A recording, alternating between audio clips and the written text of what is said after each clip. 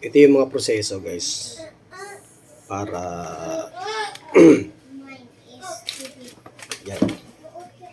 Lilinisin pa yan. Tatanggalin muna natin sa print bit. Yan, ano na natin. Yan, nakal na. Yan. So, tapos na yan, tatanggalin na natin. Yan, nakadikit-dikit pa yan siya. So, yan, nakadikit-dikit yan siya. Yan. So, tatanggalin yan guys, lilinisin yan. Tatanggalin natin lahat ng mga ano dyan, yung mga nakasupport niya. Ito yung mga kailangan guys para matanggal natin itong mga support dito sa ating ginawang 3D print. Ito ating model na ginawa, yan, articulated shark.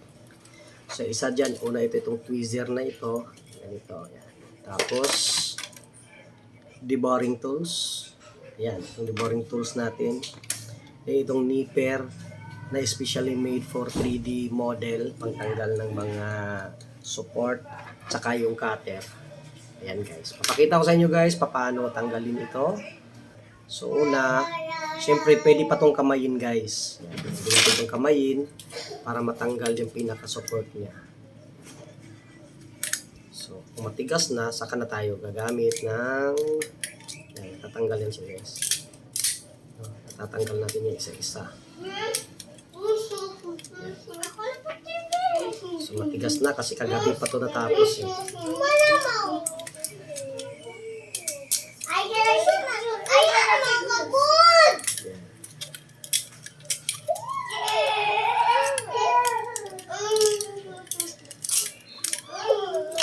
So ito na siya guys. Yan. So ito tinatanggalin natin to kasi may mga natitira pa yan. Tinatanggal natin yan. At yung iba pa nating tinatanggal, meron pa yan dito guys. Ito.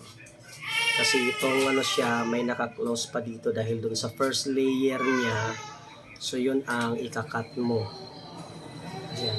So matalas pa itong dito yan guys. Matalas pa yung dito sa gilid. Kaya kailangan po itong deburring tools para lilinisin po yan. So hindi po madali, hindi po agad-agad. Lilinisin mo yan para hindi maging matalas yung bawat gilid niya. So yun. So ganyan na kasimple guys. No? Umpisa, medyo mahirapan kang gumamit itong deburring tools dahil kailangan to ng precise at saka ano yung kamay mo. Hindi ito basta-basta ano. Yan. So pagka hindi niya kaya na kasi maliliit na siya guys, so kailangan natin gumamit ng ibang tools kagaya ng yan itong ating nipper. No? So pero kung kaya naman guys na so kung articulated to, nabibend yan guys, nabibend. So pwede mong i-bend para maano yung mga buto-buto niya. Saka lang natin tanggalin yung kailangan mga tanggalin. May mga tatanggalin pa yan na maliliit guys para maging malinis talaga siya. So yan, atin na pong na-bend. So kailangan yan ng ito tweezer. So itong tweezer na ito, tinatanggal natin yung isa-isa, yung kanyang support na nakakasagabal sa kanya. So yan. So ito naman, meron din itong isa dito. Yan dito sa gilid. So ito. So nakikita niyo guys.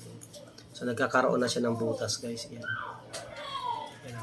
Yan, kinukuha natin yung binibutasan natin yung isa-isa. Kasi support niya yan eh. So medyo may kahirapan lang guys pagka ano.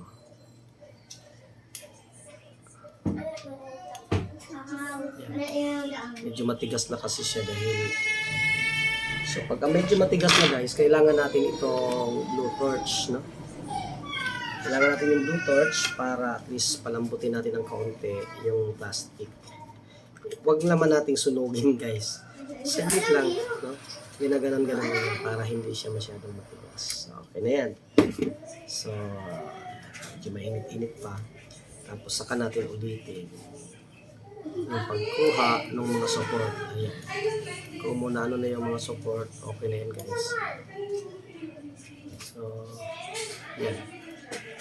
So, nakikita nyo po, dalawa na po yung butas. Kasi kailangan po natin itong butas, i-ano yung ano yun guys, tanggalin yung support dito kasi hindi natin siya nabibend ng maayos. Kasi nga, andun pa yung support. Tapos pag may nakapata yung medyo ano guys, gagamitan naman natin ang nipper. Yan. Nipper natin yan.